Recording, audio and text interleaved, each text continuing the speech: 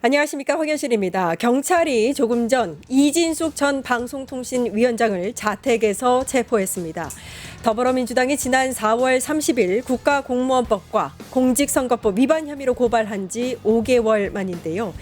이진숙 전 위원장은 대전 MBC 법인카드 유용 의혹, 방통위 PC 대량 폐기 시도 등 여러 논란에도 수사는 진행되지 않아 봐주기 의혹이 있었습니다.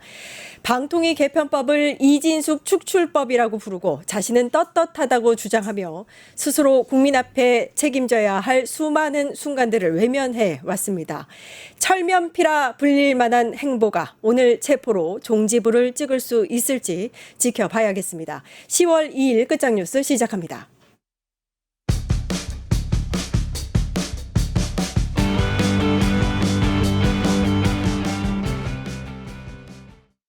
네, 깐깐한 정치 이강윤 정치평론가 나와 계십니다. 안녕하세요. 안녕하세요. 네. 오랜만에 뵙습니다. 방송 직전에 나온 속보인데 네.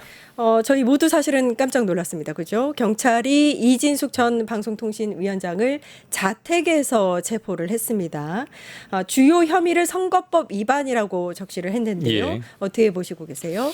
공직선거법 위반 그리고 국가공무원법 위반이에요. 영등포 경찰서가 밝히는 바에 따르면 제목이 간단치는 않죠.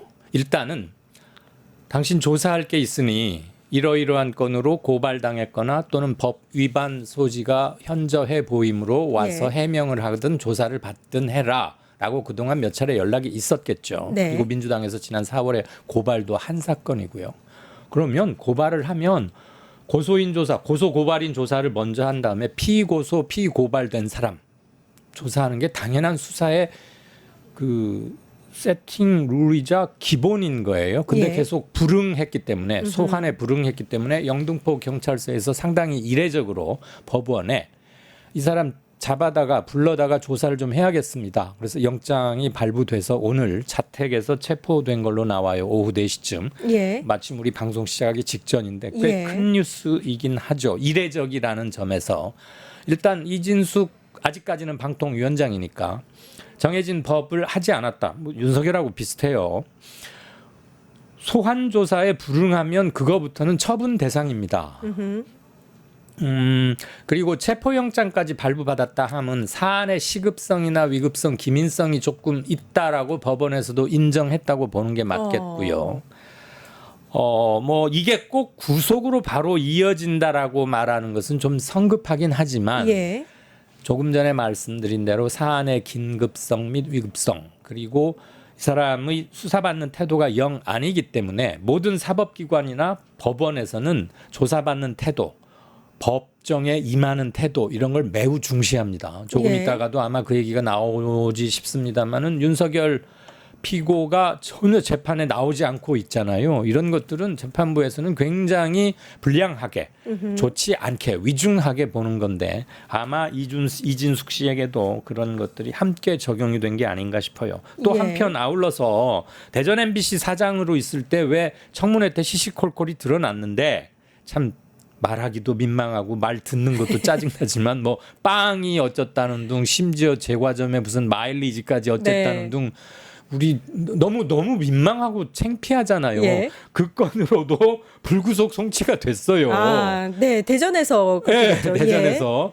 그 이제 법인카드를 사적으로 유용한 거니까 그것도 엄밀히 말하면 대전 MBC 측으로 보면 이진숙이란 사람이 사장으로 있던 이진숙이란 사람이 대전 MBC에 재산상의 손해를 끼친 거잖아요. 그러니까 배임이죠 일종의. 그래서 고발이 돼가지고 대전에서는 이미 불구속 송치가 됐습니다. 그러니까 이건 이미 불구속 송치가 됐다 하면 수사를 넘어서서 송치, 경찰에서 검찰로 보냈다는 얘기거든요. 그러니까 수사는 1차 수사는 끝났다는 얘기고 이건 이미 사법 절차에 들어가 있는 거고 오늘 영등포 경찰서가 체포를 한 거는 이제부터 사법 절차를 시작하겠다는 거니까 이진숙 씨는 지금 대추나무 며칠 있으면 추석인데 대추나무에 사랑 걸렸네 그런 거 있지 않았어요 옛날에?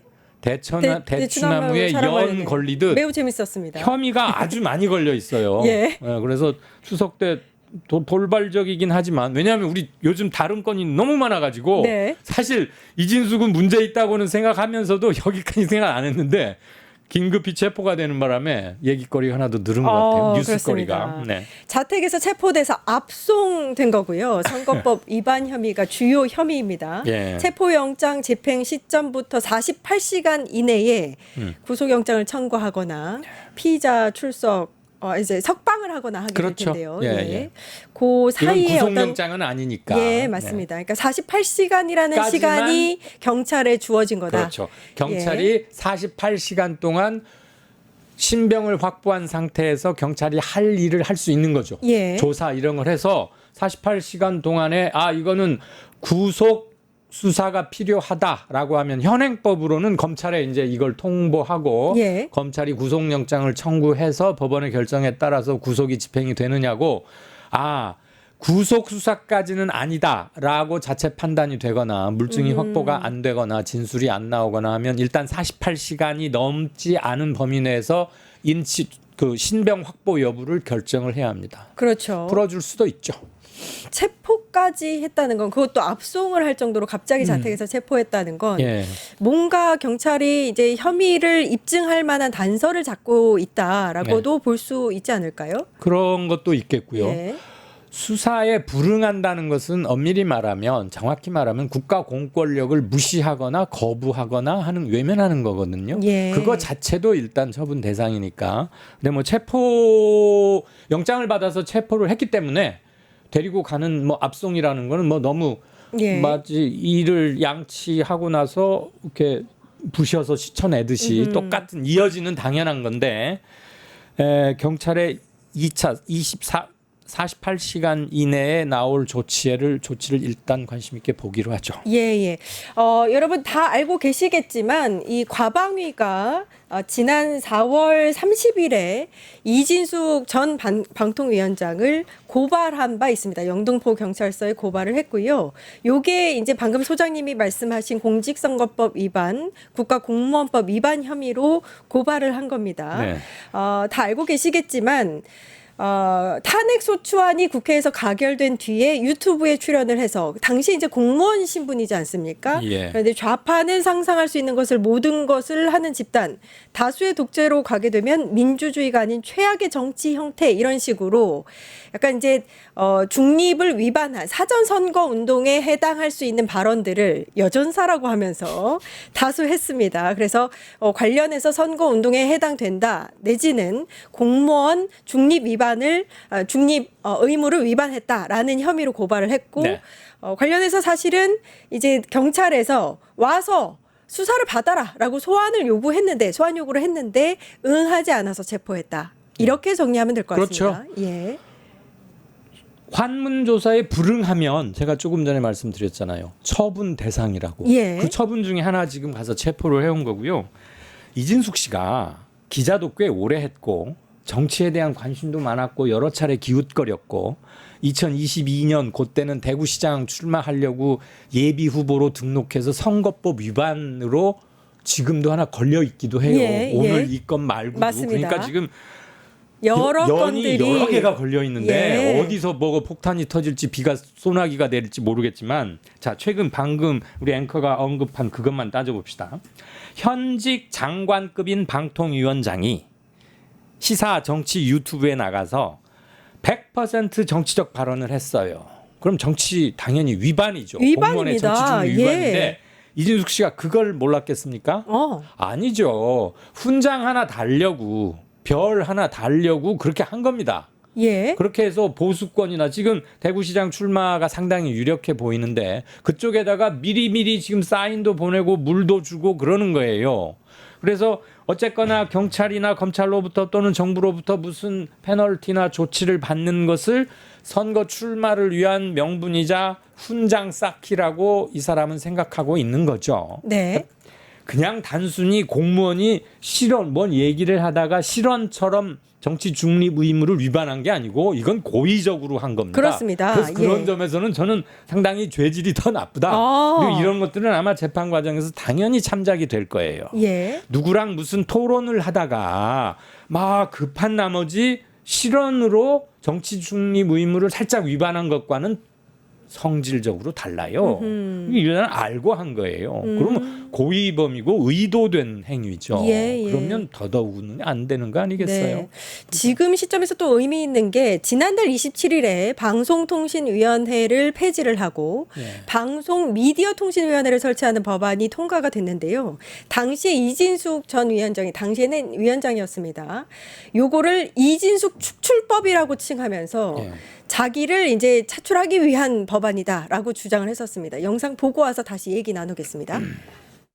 이진숙이라는 사람을 하나 숙청하기 위해서 법을 만들다 보니까 실제로 법에도 없는 용어, 미디어를 추가를 해서 내가 비유로 이야기했지만 사람 얼굴에 점 하나 찍어서 사람을 지금 쫓아내려고 하고 있거든요. 그러니까 그렇게 한 가지 않다라고 말은 그렇게 하지만 사실상 굉장히 의미 없는 일에 그들에게는 뭐 의미가 있는지 모르겠습니다. 이진숙을 축출한다는 의미가 있으니까 굉장히 의미 없는 일에 국회의원들이 뭐 제가 보면 동원이 돼서 이런 법을 만든다.